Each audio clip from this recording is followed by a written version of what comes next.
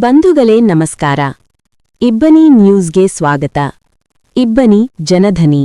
Subscribe ಆಗುವುದರೊಂದಿಗೆ ಬೆಂಬಲಿಸಿ. ಗ್ರಾಮೀಣ ಭಾಗದ ಕ್ರೀಡಾಪಟುಗಳು ರಾಜ್ಯ ಮತ್ತು ರಾಷ್ಟ್ರ ಮಟ್ಟಕ್ಕೆ ಆಯ್ಕೆಯಾಗಲಿ. ಫಣಿಯಾಪುರ ಲಿಂಗರಾಜ್.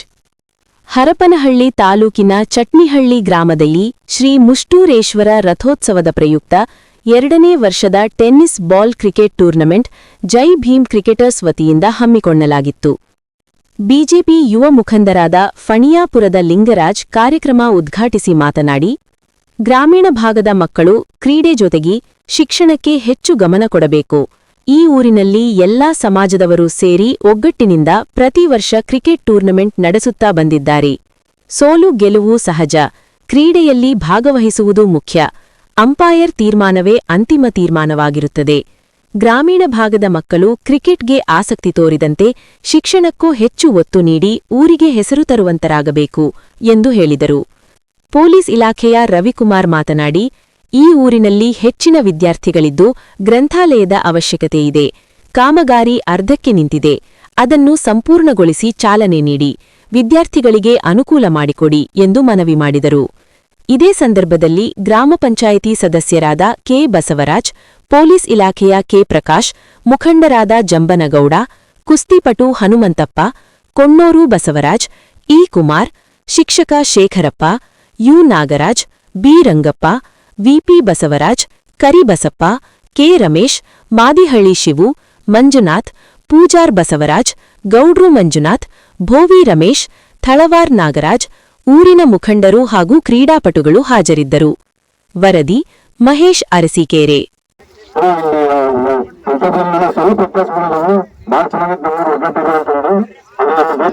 ಅದೇ ರೀತಿ ಒಗ್ಗಟ್ಟಿಂದಾಗಿ ಎಲ್ಲರೂ ಅಣ್ಣ ತಂದರು ಬೀಗರು ಎಲ್ಲ ಉಳ್ಕೊಂಡು ಹೋಗೋಣ. ಮುಂದಿನ ಬರುವ ದಿನಗಳಲ್ಲಿ ಚಟ್ನಳ್ಳಿಗೆ ಏನ್ ಸಹಕಾರ ಬೇಕು ಅಂತ ಟೂರ್ನಮೆಂಟ್ಗಳಾಗ್ಲಿ, ಬೇರೆ ಕಬಡ್ಡಿ ಆಗಲಿ, ಇನ್ನೂ ಯಾವೇ ಆಗಲಿ ಟೂರ್ನಮೆಂಟ್ಗಳಲ್ಲಿ ನಾವು ಭಾಗವಹಿಸ್ತೀವಿ.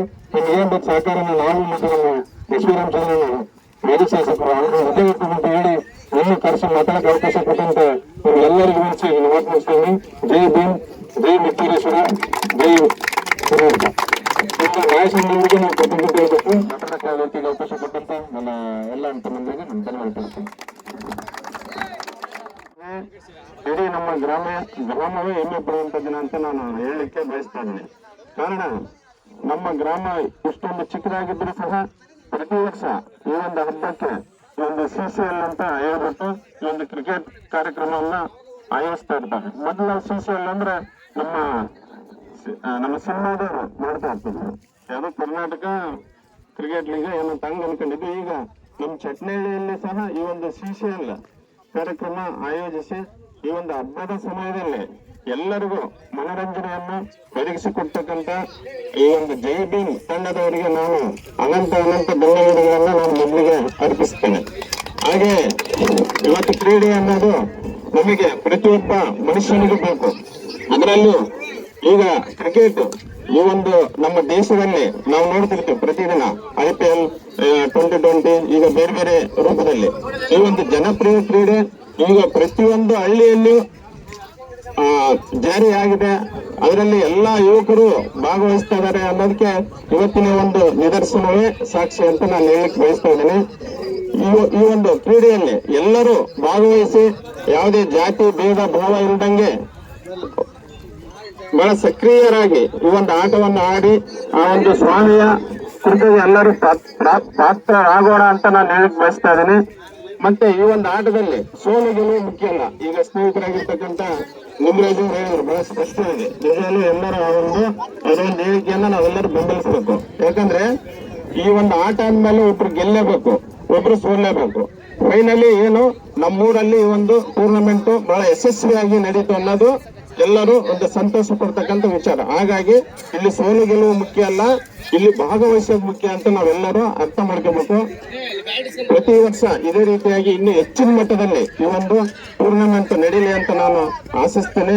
ಹಾಗೆ ಈ ಒಂದು ಇವತ್ತಿನ ಕಾರ್ಯಕ್ರಮದಲ್ಲಿ ಎಲ್ಲರೂ ಭಾಗವಹಿಸಿ ಈ ಒಂದು ಆಟಕ್ಕೆ ಬೆಂಬಲ ಸೂಚಿಸತಕ್ಕಂತ ಎಲ್ಲಾ ಮುಖಂಡರಿಗೂ ಮತ್ತೊಮ್ಮೆ ನಾನು ನಮಿಸುತ್ತಾ ನನ್ನ ಒಂದೆರಡು ಮಾತನ್ನು ಮಾಡ್ತೇನೆ.